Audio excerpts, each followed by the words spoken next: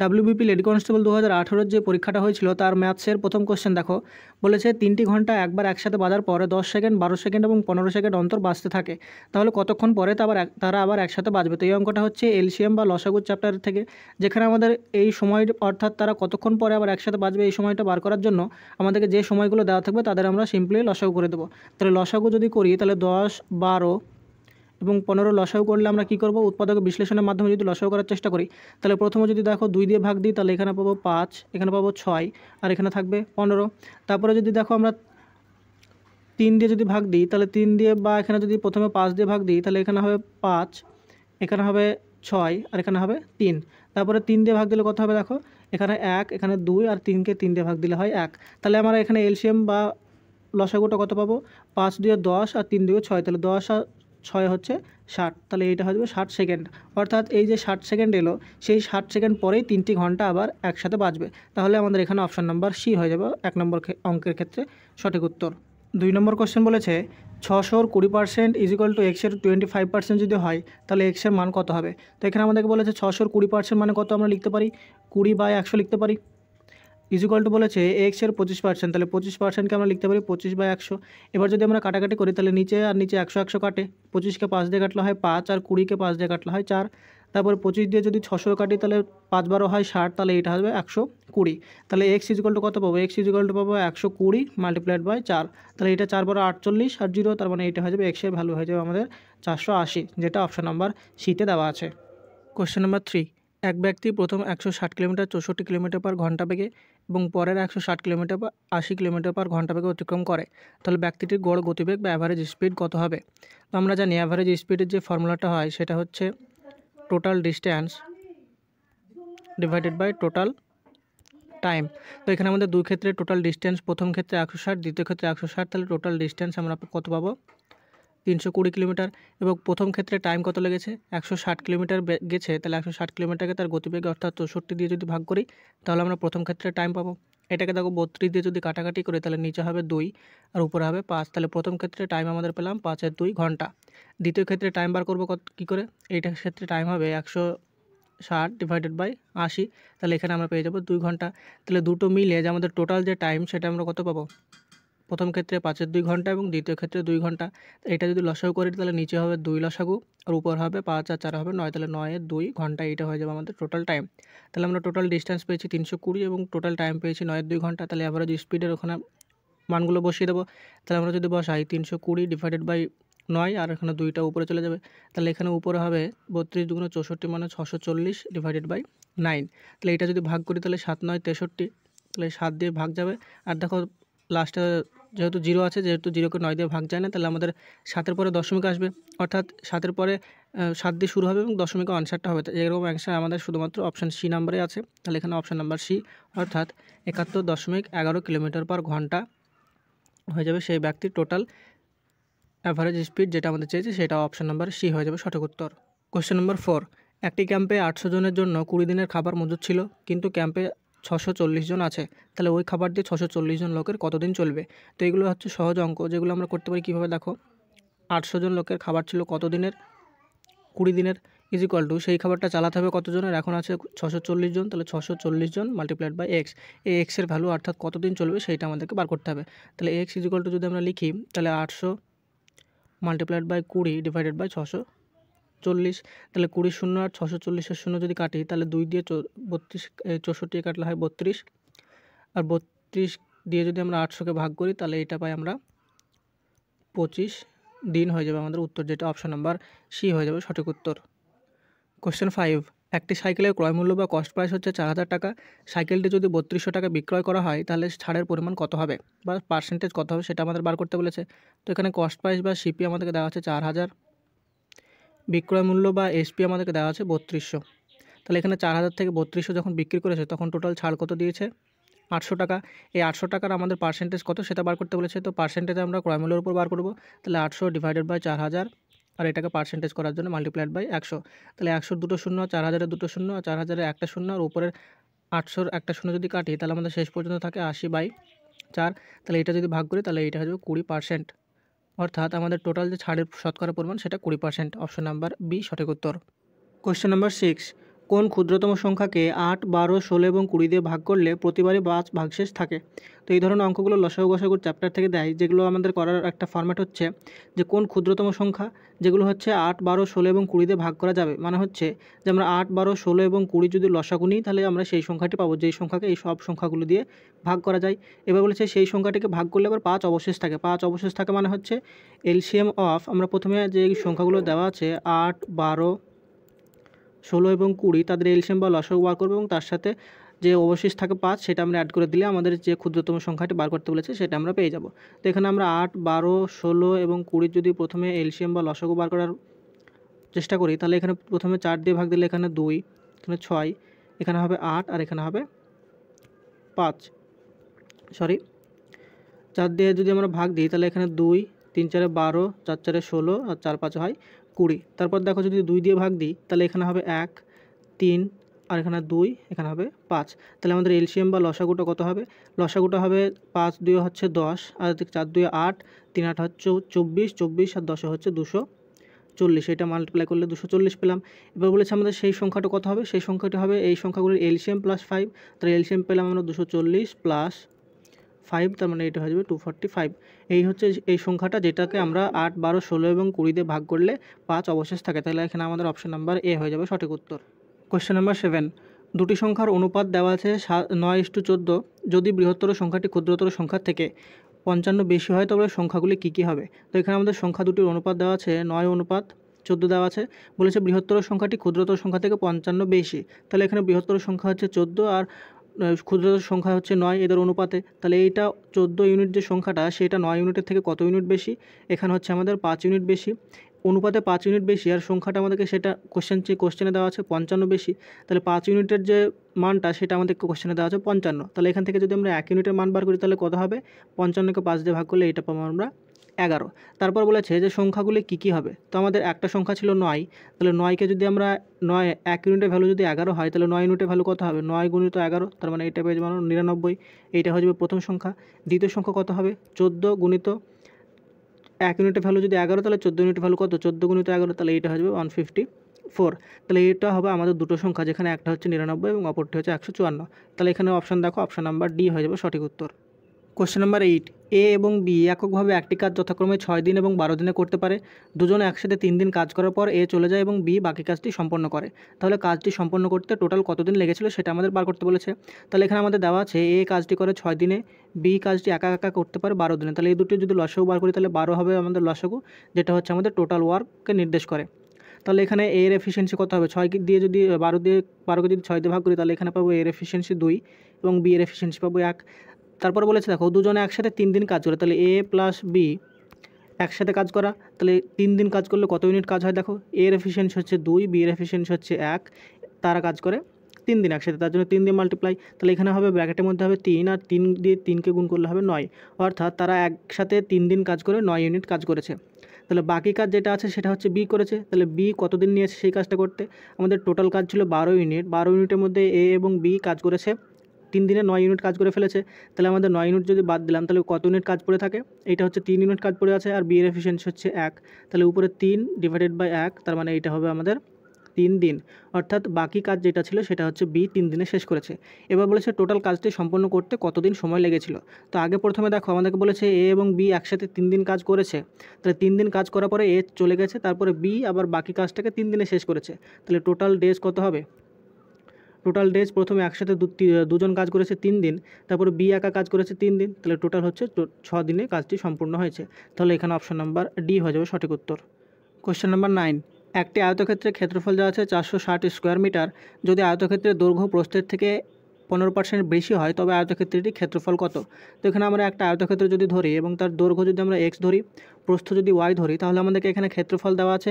ক্ষেত্রফল আয়তক্ষেত্রের ক্ষেত্রফল মানে হয় এক্স ইন্টু ওয়াই, অর্থাৎ দৈর্ঘ্য গুণিত প্রস্থ। তাহলে দৈর্ঘ্য গুণিত প্রস্থের ভ্যালু আমাদেরকে দেওয়া আছে 460 বর্গমিটার, এইটা দেওয়া আছে। তারপর আমাদেরকে একটা এক্স এবং ওয়াই অর্থাৎ দৈর্ঘ্য এবং প্রস্থের মধ্যে যে সম্পর্ক বলা আছে সেখানে বলেছে দৈর্ঘ্যটা প্রস্থের থেকে 15% বেশি। তাহলে দৈর্ঘ্যকে আর প্রস্থকে তুলনা করতে পারি কত?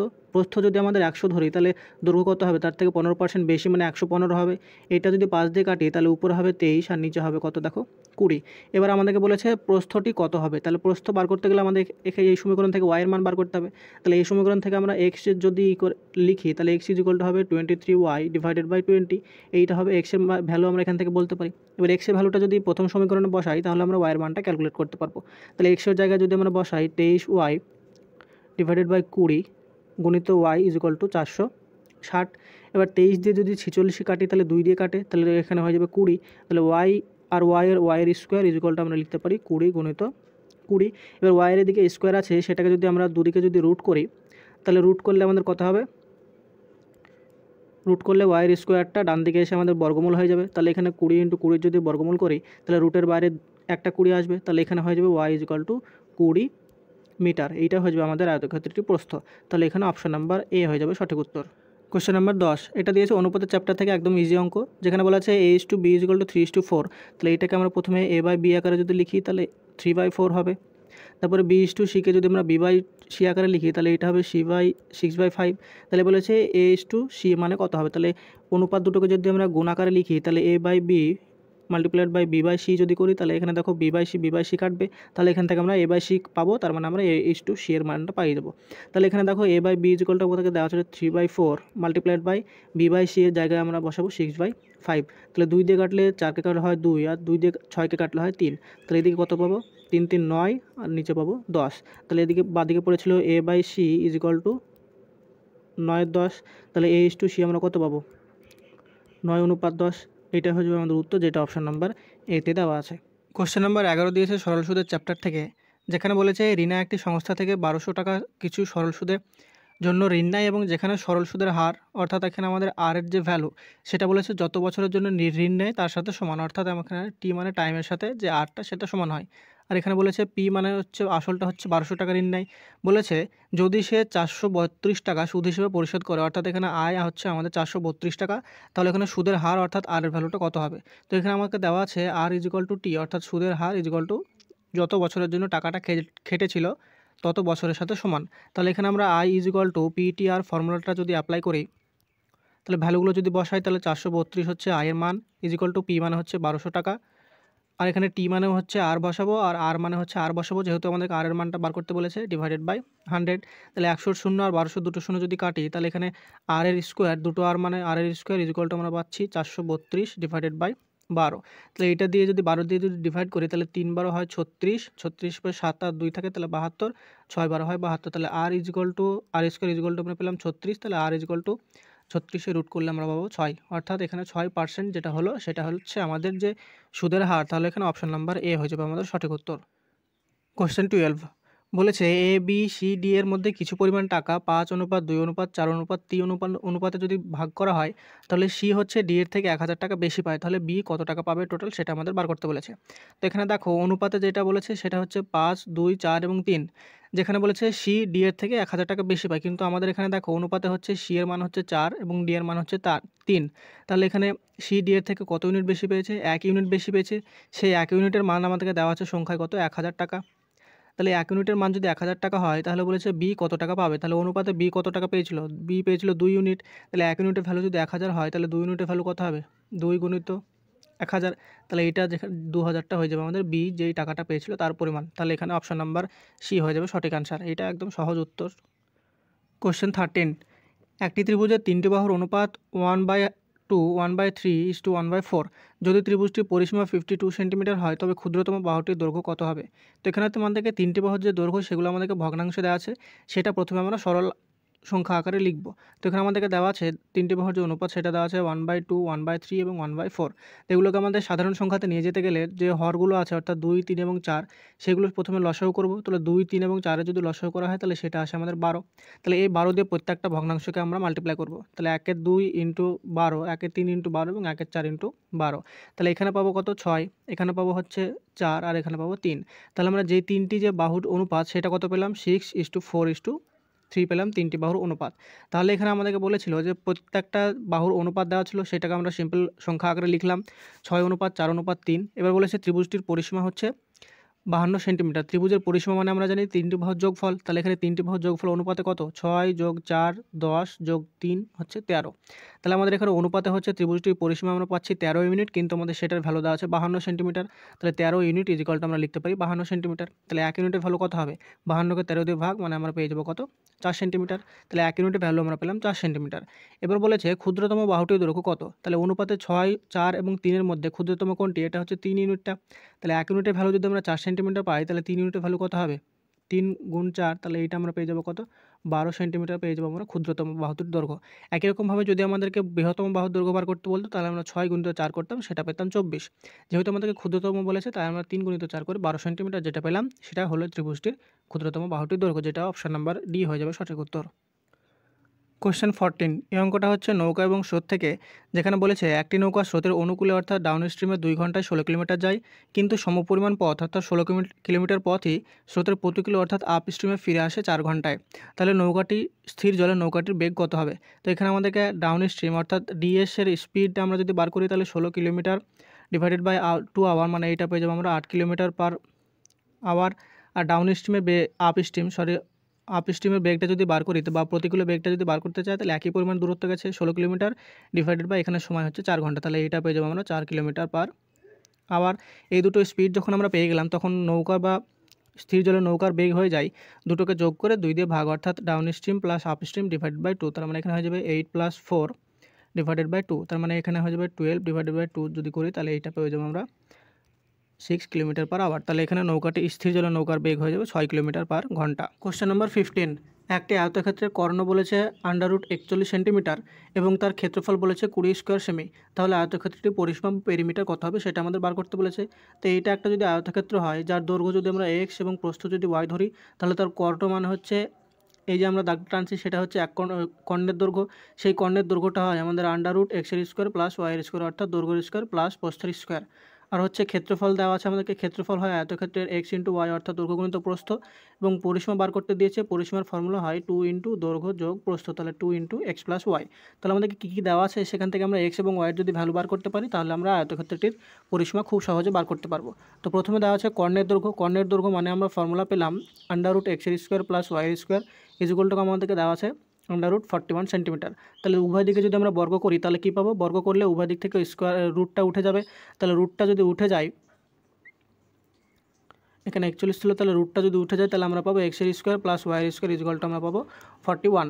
আবার বলেছে আয়তক্ষেত্রের ক্ষেত্রফল বলেছে 20 স্কোয়ার সেন্টিমিটার। 20 স্কোয়ার সেন্টিমিটার, তার মানে আমরা xy ইকুয়াল টু লিখতে পারি কত? xy ইকুয়াল টু 20 লিখতে পারি।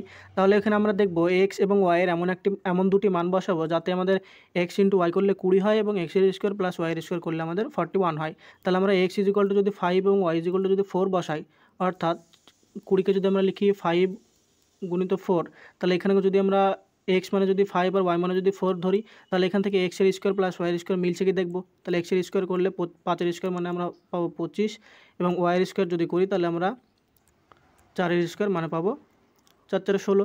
তাহলে x² প্লাস y² দুটো প্লাস করলে আমরা 41 পাচ্ছি। অর্থাৎ আমরা x এবং y এর ভ্যালু যে 4 এবং 5 ধরলাম, সেটা আমরা বলতে পারি যে সেটা আমরা ধরতে পারি, যেহেতু দুটো সমীকরণে x এবং y এর ভ্যালুটা আমাদের সিদ্ধ করছে বা ভ্যালিডেট হচ্ছে। তাহলে এখানে আমরা পরিসীমা কী পাবো? এখানে পেয়েছি x ইকুয়াল টু 5 এবং y ইকুয়াল টু 4। তাহলে পরিসীমা পাবো পেরিমিটার ইকুয়াল টু 2 × দৈর্ঘ্য যোগ প্রস্থ। দৈর্ঘ্য মানে হচ্ছে 5 আর প্রস্থ মানে হচ্ছে 4। তাহলে এটা যদি মাল্টিপ্লাই করি, তাহলে 5 আর 4 গুণ করলে যোগ করলে হয় 9, আর 9 সাথে 2 মাল্টিপ্লাই করলে আমরা পাই কত? 18 সেন্টিমিটার। তাহলে এখানে আয়তক্ষেত্রটি প্রস্থ পেয়ে যাবে 18 সেন্টিমিটার, যেটা অপশন নাম্বার এ হয়ে যাবে সঠিক উত্তর। কোশ্চেন নাম্বার 16, এটাও পরিমিতি থেকে দিয়েছে, যেখানে বলেছে একটা আয়তক্ষেত্রের দৈর্ঘ্য এবং প্রস্থের অন্তর বা ডিফারেন্স দেওয়া আছে 23 মিটার। যদি আয়তক্ষেত্রটির পরিসীমা দেওয়া আছে 206 মিটার, তাহলে আয়তক্ষেত্রটির ক্ষেত্রফল কত হবে? তো এখানে আমাদেরকে দেওয়া আছে যে আমরা দৈর্ঘ্য এবং প্রস্থের যে অন্তর সেটা দেওয়া আছে 23 মিটার। তাহলে আমরা যদি প্রস্থটাকে যদি x ধরি, তাহলে দৈর্ঘ্য তার থেকে বেশি হবে, যেহেতু তাদের অন্তর বলেছে 23 মিটার, তাহলে দৈর্ঘ্য আমাদের x + 3। এবার বলেছে আয়তক্ষেত্রটির পরিসীমা দেওয়া আছে 206 মিটার, আর আমরা আয়তক্ষেত্রের পরিসীমার ফর্মুলা কি জানি? 2 × দৈর্ঘ্য যোগ প্রস্থ। তাহলে এখানে দৈর্ঘ্য কত আছে? x + 23 প্লাস প্রস্থ মানে হবে x ইকুয়াল টু, এটাকে দেওয়া আছে আমাদের 206 মিটার। এবার এখান থেকে 2 দিয়ে যদি 206কে কাটি, তাহলে এটা হয় 103। তাহলে বাঁদিকে আমরা কী পেলাম? 2x প্লাস 23 ইকুয়াল টু আমরা পাচ্ছি 103। তাহলে 2x ইকুয়াল টু 23টাকে যদি 103 থেকে মাইনাস করি, তাহলে এটা আমরা পাই কত? 80। তাহলে x ইকুয়াল টু আমরা পেয়ে যাব 40 মিটার, অর্থাৎ আমরা যে আয়তক্ষেত্রটা দেওয়া ছিল তার প্রস্থ পেলাম 40 মিটার। এবার এখান থেকে প্রস্থ মানে এক্স যদি আমরা 40 মিটার পাই, তাহলে তার দৈর্ঘ্য মানে কত হবে? দৈর্ঘ্য মানে হবে 40 + 23, মানে এইটা পেয়ে যাবো আমরা 63 মিটার। এবার বলেছে আয়তক্ষেত্রটির ক্ষেত্রফল কত? তাহলে ক্ষেত্রফল বা এরিয়া ইজ ইকুয়াল টু হয় দৈর্ঘ্য গুণিত প্রস্থ। দৈর্ঘ্য গুণিত প্রস্থ মানে হচ্ছে 63 × 40। তাহলে এটা যদি গুণ করি তাহলে শেষে একটা শূন্য হবে, আর 4 দিয়ে মাল্টিপ্লাই করলে 3 4 12 2, হাতে থেকে 1, 4 6 24, আর 1 হচ্ছে 25। তাহলে এইটা হবে 25 20, অর্থাৎ 2520 স্কোয়ার মিটার বা মিটার স্কোয়ার, যেটা অপশান নাম্বার এতে দেওয়া আছে। সরি, অপশান নাম্বার এ না, অপশান নাম্বার ডি হয়ে যাবে এখানে সঠিক উত্তর। কোশ্চেন নাম্বার 17, এটা দিয়েছে সিম্পলিফিকেশান থেকে, যেখানে আমরা প্রথমে ফার্স্ট ব্র্যাকেট, তারপরে সেকেন্ড ব্র্যাকেট, থার্ড ব্র্যাকেট হিসেবে ক্যালকুলেট করে যদি দেখি তাহলে অ্যান্সারটা কত আসছে দেখি। প্রথমে আমরা ফার্স্ট ব্র্যাকেটে কাজ করব, যেখানে -3 প্লাস -13 + 4 আছে, তাহলে এটা আমরা পাবো -9। তারপর যদি আমরা ব্র্যাকেটের ভেতরে যেটা আছে সেটা লেখার চেষ্টা করি, তাহলে 13 - 3 মাইনাস, আর ব্র্যাকেটের ভেতরে 9 মাইনাস আছে, তাহলে মাইনাসে মাইনাসে +9 -12 + 5। তাহলে এখানে 13 - 3 যদি করি তাহলে এখানে আমরা লিখতে পারি 10। তারপরে 9 - 12 যদি করি তাহলে এখানে আমরা লিখতে পারি -3 + 5। তাহলে একই রকমভাবে 10 থেকে যদি 3 মাইনাস করি তাহলে এখানে পাবো 7 + 5। তাহলে এইটা আমরা পেলাম 12। এবার আমরা যেটা 12 পেলাম সেইটাকে আমরা 8-এর সাথে মাল্টিপ্লাই করবো, যেহেতু এইটাকে ব্র্যাকেটের সাথে আছে। তাহলে 96 / 8 × 12। তাহলে আমরা প্রথমে যেহেতু ব্র্যাকেটে কাজ করি, তাহলে 96 / 8 8 12 হয় 96, তাহলে এখানে 96 / 96 করলে 1, অর্থাৎ আমাদের এই অঙ্কটার ক্ষেত্রে 1 হয়ে যাবে অ্যান্সার, যেটা অপশান নাম্বার বিতে দেওয়া আছে। কোশ্চেন 18 বলেছে 24, 36 এবং 60-এর গসাগু অর্থাৎ HCF কত হবে? তো এখানে গসাগু মানে হচ্ছে সবচেয়ে মানে হায়েস্ট কমন ফ্যাক্টর, মানে সবচেয়ে বড় সংখ্যা যেটা দিয়ে এই তিনটে সংখ্যাকে ডিভিশন করা যাবে। তাহলে এটা যদি আমরা উৎপাদকের সাহায্যে করার চেষ্টা করি, তাহলে 24, 36, 60, এটাকে যদি আমরা ভাগ করি 4 দিয়ে, তাহলে 4 6 24, 4 9 36 এবং 4 15 হয় 60। তারপরে 3টাকে ভাগ যায় কোন সংখ্যা দিয়ে? 3 দিয়ে, তাহলে 3 2 6, 3 3 9, আর 3 5 হয় 15। তারপর 2 3 এবং 5-এর মধ্যে কোনো কমন ফ্যাক্টর নয়, তাহলে আমাদের HCF বা গসাগু কত হয়ে যাবে? যে সংখ্যাগুলো দিয়ে তিনটে সংখ্যাকে ভাগ গেছে, তাহলে এখানে আমাদের হয়ে যাবে 4 এবং 3, এমন দুটি সংখ্যা যেগুলো দিয়ে এই 24, 36 এবং 60কে সবগুলোকে একসাথে ভাগ যায়। তাহলে আমাদের গসাগু কত হয়ে যাবে? 4 এবং 3-এর গুণফল। তাহলে 4 3 গুণ করলে কত হবে? এইটা হয়ে যাবে 12, যেটা হয়ে যাবে আমাদের উত্তর, option number A. Question number 19, 60 metre দৈর্ঘ্য এবং 40 মিটার প্রস্থ বিশিষ্ট একটি খেলার মাঠের বাইরের চারিধারে যদি 1 মিটার চওড়া একটি রাস্তা থাকে, তাহলে রাস্তাটির ক্ষেত্রফল কত সেটা আমাদের বার করতে বলেছে। তো এখানে খেলার মাঠটার আকার কেমন দেওয়া আছে? সেটা হচ্ছে একটা আয়তাকার খেলার মাঠ দেওয়া আছে। বলেছে তার দৈর্ঘ্য হচ্ছে 60 মিটার এবং প্রস্থ হচ্ছে 40 মিটার। সেই খেলার মাঠের বাইরে হচ্ছে একটা 1 মিটার চওড়া রাস্তা আছে। সেই 1 মিটার চওড়া যে রাস্তা, অর্থাৎ আমি যে শেড করছি সেই পোর্শনটার যে ক্ষেত্রফল, সেইটার ক্ষেত্রফল আমাদেরকে বার করতে বলেছে। তো আমাদের রাস্তা সহ, অর্থাৎ আয়তক্ষেত্র বা মাঠ এবং রাস্তা ধরে একসাথে আমাদের দৈর্ঘ্য কত হবে? তাহলে দৈর্ঘ্য হবে 40 মিটার, তো আগে থেকেই ছিল, এবং 40 মিটার ছিল, আর রাস্তা অ্যাড করার ফলে আমাদের দুই দিকে 1 মিটার করে অ্যাড হয়েছে। তাহলে এখন প্রস্থ হয়ে যাবে আমাদের 40 + 2 মানে হচ্ছে 42 মিটার, এবং দৈর্ঘ্য হয়ে যাবে কত? দৈর্ঘ্য একরকমভাবে উভয় দিকে 2 মিটার করে বাড়বে, তাহলে এখানে দৈর্ঘ্য হয়ে যাবে 62 মিটার। এবার বলেছে আমাদের রাস্তাটির ক্ষেত্রফল কত? রাস্তাটির ক্ষেত্রফল মানে আমরা রাস্তা সহ পুরো যে মাঠের ক্ষেত্রফল, সেটা থেকে যদি আমরা মাঠের ক্ষেত্রফলটা বাদ দিই, সেটা আমরা পেয়ে যাবো রাস্তার ক্ষেত্রফল। তাহলে আমরা আয়তক্ষেত্রের যে রাস্তা সহ যে দৈর্ঘ্য এবং প্রস্থ সেটা কত পেয়েছি? 62 আর 42। তাহলে 62 আর 42 যদি মাল্টিপ্লাই করি তাহলে আমরা এটা কত পাবো? এটা পাবো আমরা রাস্তা সহ পুরো মাঠের ক্ষেত্রফল, মাইনাস আমরা মাঠের ক্ষেত্রফলটা বাদ দেবো। তাহলে মাঠের দৈর্ঘ্য ছিল 60 মিটার এবং প্রস্থ ছিল 40 মিটার। তাহলে এটা যদি মাইনাস করি তাহলে এখানে প্রথমে আছে রাস্তা সহ মাঠের ক্ষেত্রফল, আর দ্বিতীয় ক্ষেত্রে আছে শুধু মাঠের ক্ষেত্রফল। তাহলে এটা মাইনাস করলে আমরা শুধুমাত্র রাস্তাটার ক্ষেত্রফল কত হবে সেটা পেয়ে যাব। তাহলে এখানে দেখো 62 আর 42 যদি মাল্টিপ্লাই করি তাহলে এটা আসে 2604, মাইনাস এটা আছে 4 6 24, তার মানে এটা আসে 2400। তারপরে এটা যদি মাইনাস করি তাহলে এখানে আসে 204 মিটার স্কোয়ার বা স্কোয়ার মিটার, 204 স্কোয়ার মিটার। তাহলে এটা হয়ে যাবে আমাদের আনসার, যেটা হচ্ছে অপশন নাম্বার সিতে দেওয়া আছে। দুটি সংখ্যার গুণফল 4107, সংখ্যা দুটির গসাগু যদি হয় 37, তবে বৃহত্তর সংখ্যাটি কত হবে? তো এখানে আমাদেরকে দেওয়া আছে সংখ্যা দুটির গসাগু হচ্ছে 37। তাহলে এখান থেকে আমরা ধরতে পারি একটি সংখ্যা যদি 37A ধরি, তাহলে অপর সংখ্যা আমরা ধরতে পারি 37B। এইটা হচ্ছে দুটি সংখ্যা। কেননা আমাদের গসাগু মানে হচ্ছে দুটি সংখ্যার মধ্যে হায়েস্ট কমন ফ্যাক্টর যেটা থাকে সেটা আমাদের গসাগু হয়। তাহলে একটি সংখ্যা আমরা 37A এবং অপর সংখ্যা যদি 37B ধরি, তাহলে এখানে আমাদেরকে সংখ্যা দুটির গুণফল দেওয়া আছে। তাহলে এখান থেকে আমরা লিখতে পারি 37B multiplied by 37A is equal to 4107। তাহলে এখানে A into B is equal to কত হবে? A into B is equal to হবে 4107 ডিভাইডেড বাই 37 মাল্টিপ্লাইড বাই 37। তাহলে এটা যদি কাটাকাটি করি তাহলে 37 দিয়ে প্রথমে 1 দিয়ে যাবে, তারপর 1, তারপরে 1 অর্থাৎ 111। তারপর 37 দিয়ে 111 কাটলে এটা আমরা পাবো 3। তাহলে A B is equal two আমরা লিখতে পারি 3। এবার A B is equal two আমরা যদি 3 লিখি, তাহলে এ বিকে আমরা দুটো সংখ্যার মাল্টিপ্লাই আকারে যদি লিখতে চাই, তাহলে একটা লিখতে পারি 3 এবং একটা লিখতে পারি 1। 3কে আমরা এভাবে লিখতে পারি 3 ইন্টু 1 করে। তাহলে এখানে আমরা সংখ্যাগুলো কী পাবো? যদি 37 এর জায়গায় যদি আমরা 3 বসাই, এর জায়গায় যদি 3 বসাই তাহলে 37 মাল্টিপ্লাইড বাই 3 করলে আমরা পাবো 111। আর বি এর জায়গায় যদি আমরা 1 বসাই তাহলে 37 মাল্টিপ্লাইড বাই 1 করলে আমরা পাবো 37। তাহলে এই দুটো আমাদের এসছে সংখ্যা।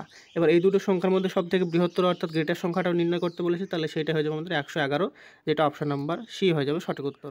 কোশ্চেন 21 বলেছে এ এবং বি এর মাসিক গড়াই হচ্ছে 15,050 টাকা, বি এবং সি এর মাসিক গড়াই হচ্ছে 15,350 টাকা। এ এবং সি এর মাসিক গড়াই হচ্ছে 15,200 টাকা। তাহলে এ এর এখানে কত হবে সেটা আমাদের বলেছে। তাহলে এটা এরকম একটা টাইম অ্যান্ড ওয়ার্কের অঙ্ক থাকে যেখানে আমাদের দুজনের এফিসিয়েন্সি বা দুজনে কত সময় লাগবে সেটা বলা থাকে। তো এখানে আমরা সে একরকমভাবে এটা সলভ করবো। তাহলে এ এবং বি এর মাসিক গড়াই যদি 15,050 টাকা থাকে, তাহলে এ প্লাস বি এর টোটাল আয় কত হবে? টোটাল আয় হবে 15,050 মাল্টিপ্লাইড বাই 2, তার মানে এটা হবে 30,000 আর এখানে হবে 100। তারপরে বি এবং সি এর মাসিক আয় দেওয়া আছে আমাদেরকে 15,350। তাহলে বি প্লাস সি আমরা টোটাল আয়টা যদি বার করতে চাই, তাহলে 15,350কে 2 দিয়ে গুণ করলে এটা হবে 30,700 টাকা। একই রকমভাবে এ প্লাস সি অর্থাৎ এ এবং সি এর যে মোট আয় সেটা আমরা কত পাবো? 15,200কে মাল্টিপ্লাইড করলে এটা পাবো 30,400 টাকা। তারপরে এইটা যদি উভয় দিকে আমরা অ্যাড করি, তাহলে এখানে দেখো এ এবং এ 2A 2B এবং 2C আসছে। তাহলে উভয় থেকে যদি আমরা 2 কমন নিই, তাহলে আমরা ব্র্যাকেটের বাইরে লিখতে পারি 2 এবং ভেতরে লিখবো এ প্লাস বি প্লাস সি, যেহেতু উভয় ডবল ডবল করে আসছে তিনটে সংখ্যায়। তারপরে এখানে যদি মাল্টিপ্লাই করি তাহলে দেখো 3 30 হয় 90, তাহলে 90,000 আর এখানে 7 4 11 আর 12, তাহলে 91,200 টাকা। তাহলে এ প্লাস বি প্লাস সি এটা যদি করি তাহলে 91,200কে যদি ভাগ করি তাহলে এইটা আমরা পাই 45,600 টাকা। এবার এখানে বোঝার চেষ্টা করো যে আমাদের A plus B plus C এর যে টোটাল মাসিক আয় সেটা আমরা পেলাম 45,600 টাকা। এবার এখান থেকে আমাদেরকে বার করতে বলেছে এ এর টাকা কত বা এর আয় কত। তো এখানে আমাদের A plus B plus C total তিনজনে মিলে 45,600 টাকা আছে। সেখান থেকে যদি আমরা বি প্লাস সি এর যে মাসিক আয় সেটা যদি বাদ দিয়ে দিই তাহলে আমরা এটা পেয়ে যাবো। তাহলে এখানে 45,600 টাকা থেকে বি প্লাস সি যদি বাদ দিই তাহলে বি প্লাস সি আমরা কত পেয়েছিলাম? 30,700 টাকা।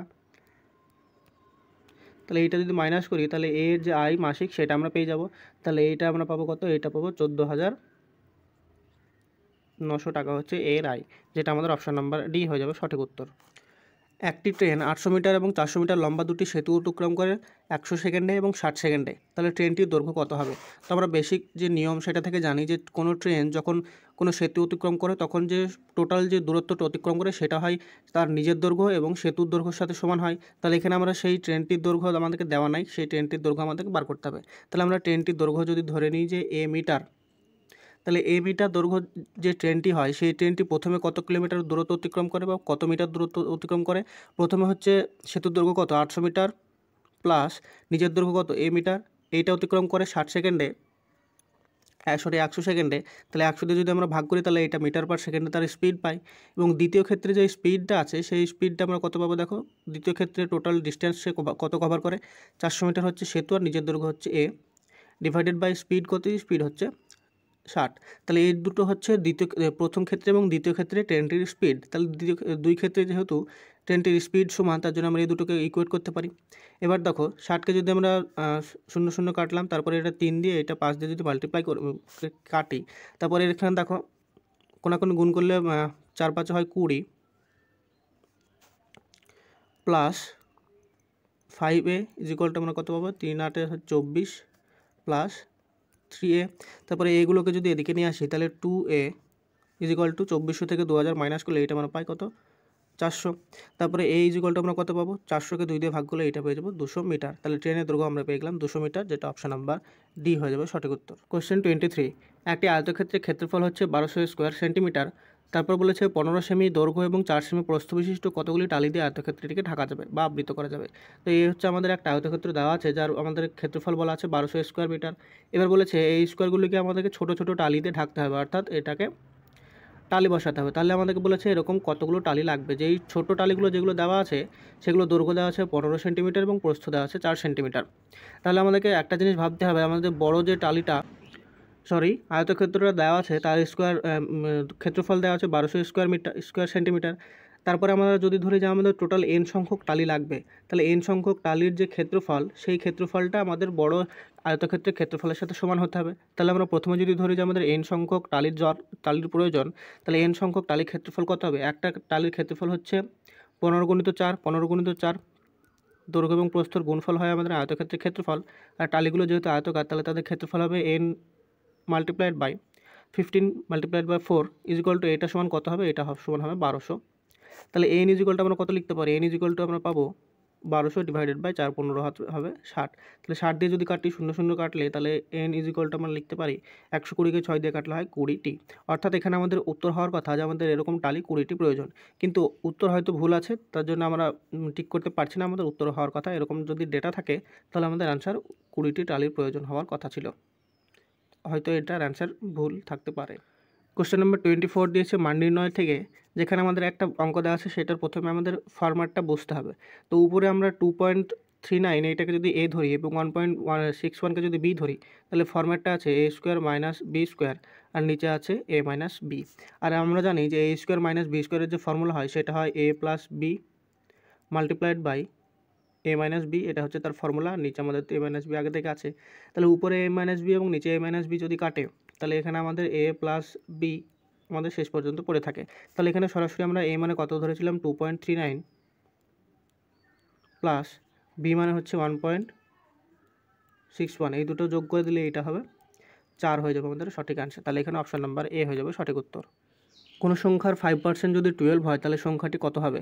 সংখ্যাটি মানে আমরা জানি 100% হয় সবসময়। তাহলে 5%-এর ভ্যালু যদি আমাদের 12 দেওয়া থাকে, তাহলে 5% ইজিকলটা আমাদেরকে দেওয়া আছে 12। তাহলে এখান থেকে আমাদের 100%-এর ভ্যালু বার করতে হবে। তাহলে 100% ইজিকল টু কত হবে?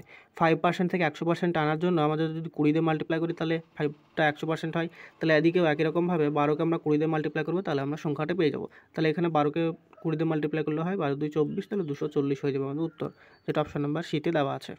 একটি সমকোণী ত্রিভুজ বা রাইট অ্যাঙ্গেল ট্রায়াঙ্গেলের ভূমি দেওয়া আছে 12 সেন্টিমিটার, অতিভুজ দেওয়া আছে 13 সেন্টিমিটার। তাহলে ত্রিভুজটির ক্ষেত্রফল বা এরিয়া কত হবে? তো এই হচ্ছে আমাদের একটা সমকোণী ত্রিভুজের ক্ষেত্রফল, যেখানে এই কোণটা হচ্ছে আমাদের সমকোণ। এবার বলেছে ভূমি দেওয়া আছে 12 সেন্টিমিটার, অতিভুজ দেওয়া আছে 13 সেন্টিমিটার। তাহলে বলেছে আমাদের ত্রিভুজটির ক্ষেত্রফল কত? আমরা সমবাহু ত্রিভুজের ক্ষেত্রফল বা এরিয়ার ফর্মুলা জানি, হাফ ইন্টু বেস অর্থাৎ ভূমি গুণিত উচ্চতা বা হাইট, এইটা হচ্ছে আমাদের ফর্মুলা। তো এখানে আমাদের বেস তো দেওয়া আছে, কিন্তু আমরা এখানে হাইটটা জানি না। তো আমাদের এখানে দেখো, যাদের একটু ত্রিকোণমিতিক জ্ঞান আছে তারা বুঝতে পারবে যে আমাদের সমকোণী ত্রিভুজের ক্ষেত্রে 5, 12 এবং 13 এই তিনটি সংখ্যা হচ্ছে ট্রিপলেট, অর্থাৎ তারা একসাথে থাকে। যদি দুটো বাহুর দৈর্ঘ্য যদি 12, 13 হয়, তাহলে অপর বাহুর দৈর্ঘ্য 5 হবে। আবার যদি দুটো বাহুর দৈর্ঘ্য এমন দেওয়া থাকে দেখুন 5 এবং 12, তাহলে আর একটা বাহুর দৈর্ঘ্য হবে 13। তাহলে এখান থেকে আমাদের হাইট যেটা পেয়ে যাবো সেইটা হয়ে যাবে আমরা 5। তাহলে এখান থেকে যদি বসিয়ে দিই ভ্যালুটা, তাহলে হাফ ইন্টু বেস মানে হচ্ছে 12 এবং হাইট মানে হচ্ছে 5। তাহলে কাটাকাটি যদি করি, তাহলে 2 দিয়ে 12কে কাটলে হয় 6, তাহলে এটা হয়ে যাবে আমাদের এরিয়া হয়ে যাবে 5 6 30 স্কোয়ার সেন্টিমিটার। এটা হয়ে যাবে আমাদের অপশান নাম্বার বি হয়ে যাবে সঠিক উত্তর। কোশ্চেন 27 বলেছে দুটি ট্রেনের বেগের অনুপাত দেওয়া আছে 7:8। যদি দ্বিতীয় ট্রেনটি 5 ঘন্টায় 400 কিলোমিটার অতিক্রম করে, তবে প্রথম ট্রেনের গতি বা স্পিড কত? তো এখানে আমাদের দুটি ট্রেনের যে স্পিডের রেশিও সেটা দেওয়া আছে, এবং দ্বিতীয় ট্রেন কত ঘন্টায় কত কিলোমিটার যায় সেখানে আমাদের ভ্যালুটা দেওয়া আছে। তাহলে দ্বিতীয় ট্রেনের যে স্পিডটা সেটা আমরা বার করতে পারবো। তাহলে বি ট্রেন যদি ধরি, বিটাকে যদি দ্বিতীয় ট্রেন ধরি, তাহলে দ্বিতীয় ট্রেনের স্পিড কত হবে? Total distance divided by total time, তাহলে এইটা হবে 400 ডিভাইডেড বাই 5, তাহলে এইটা হয়ে যাবে 80 কিলোমিটার পার। আবার এইটা পেলাম আমরা দ্বিতীয় ট্রেনের যে গতিবেগ সেটা। এবার দ্বিতীয় ট্রেনের গতিবেগ রেশিও তো কত? রেশিও তো হচ্ছে 8, তাহলে 8 ইউনিটের ভ্যালু আমাদেরকে দেওয়া আছে 80 কিলোমিটার পার আওয়ার, এইটা আমরা পেলাম। তাহলে বলেছে আমাদের প্রথম ট্রেনের গতি অর্থাৎ 7-এর মান বার করতে হবে। তাহলে 8-এর মান যদি 80 কিলোমিটার হয়, তাহলে 1 ইউনিটের মান কত হবে? 10 কিলোমিটার পার আওয়ার হবে, সহজ হিসাব। তারপর আমাদেরকে বার করতে হবে 7 ইউনিটের মান, অর্থাৎ প্রথম ট্রেনের গতি। তাহলে এই প্রথম ট্রেনের গতি যদি আমরা 7 ইউনিটটা বার করতে চাই, তাহলে 1 ইউনিটের ভ্যালু যদি 10 কিলোমিটার হয়, তাহলে 7 ইউনিটের মান কত হবে? 7 multiplied by 10 = 70 kilometre per hour. তাহলে এখানে অপশান নাম্বার সি হয়ে যাবে সঠিক উত্তর। একটি নির্বাচনে দুজন প্রার্থীর মধ্যে একজন বৈধ ভোটের 55% পান, 20% ভোট অবৈধ ছিল। যদি মোট প্রদত্ত ভোটের সংখ্যা 7500 হয়, তবে অপর প্রার্থী কতগুলি বৈধ ভোট পেয়েছিলেন? তো এখানে আমাদেরকে দেওয়া আছে টোটাল ভোট 7500টি, এবং তার মধ্যে বলেছে 20% ভোট অবৈধ ছিল। তাহলে 20% ভোট এর মধ্যে থেকে যদি আমরা বাদ দিই, তাহলে বৈধ ভোটের সংখ্যা পেয়ে যাব, অর্থাৎ 7500 মাল্টিপ্লাইড বাই 20% মানে আমরা লিখতে পারি 20 ডিভাইডেড বাই 100। তাহলে এটা যদি কাটাকাটি করি, তাহলে এটা হবে আমাদের 1500টি ভোট এমন ছিল যেটা ছিল অবৈধ। তাহলে এখানে অবৈধ ভোটটা যদি বাদ দিই, তাহলে ভ্যালিড ভোটের সংখ্যা কত হবে? ভ্যালিড ভোটের সংখ্যা হবে 7500 থেকে যদি 1500 বাদ দিই, 7500 থেকে 1500 বাদ দিলে আমাদের টোটাল যে ভ্যালিড ভোটটা সেটা হয়ে যাবে আমাদের 6000। এবার বলেছে এই ভ্যালিড ভোটের মধ্যে একজন প্রার্থী পেয়েছে 55%, তাহলে অপরজন প্রার্থী যদি আমাদের 100% টোটাল ভ্যালিড ভোট হয়, তার মধ্যে একজন যদি 55% পায়, তাহলে আরেকজন নিশ্চয়ই 45% পাবে। এই 55% যে পেয়েছে সেটা আমাদের বার করতে বলেছে অপর প্রার্থী কতগুলি বৈধ ভোট পেয়েছিলেন। তাহলে এখানে আমাদের বার করতে বলেছে 45% ভ্যালু। তাহলে 6000 ভোটের 45% ভ্যালু কত হয়ে যাবে? 6000-এ 45% মানে 45 ডিভাইডেড বাই 100। তাহলে এটা শূন্য, দুটো শূন্য যদি কাটি, তাহলে এটা মাল্টিপ্লাই করলে আমাদের হয়ে যাবে 2700। অর্থাৎ যে অপর প্রার্থী ছিলেন তিনি ভ্যালিড ভোটের অর্থাৎ 6000 ভোটের মধ্যে 2700 ভোট পেয়েছিলেন, যেটা অপশন নাম্বার ডি হয়ে যাবে সঠিক উত্তর। দুটি সংখ্যার অনুপাত দেওয়া আছে 3:4 এবং সংখ্যা দুটির গসাগু বা এইচসিএফ দেওয়া আছে 4। তাহলে সংখ্যাগুলির লসাগু বা এলসিএম বার করতে হবে। তো এখানে আমাদেরকে দুটি সংখ্যা দেওয়া আছে 3:4, তাহলে একটি সংখ্যা আমরা 3x এবং অপর সংখ্যা যদি 4x ধরি, তাহলে এই দুটি আমরা সংখ্যা ধরলাম। এবার বলেছে দুটি সংখ্যার মধ্যে গসাগু হচ্ছে 4। গসাগু মানে হচ্ছে সংখ্যা দুটির মধ্যে যেটা হায়েস্ট কমন পার্ট থাকবে। তাহলে এখানে কমন পার্ট কোনটা আছে? x আছে, তাহলে x = আমরা লিখতে পারি সংখ্যা দুটির গসাগু বা 4।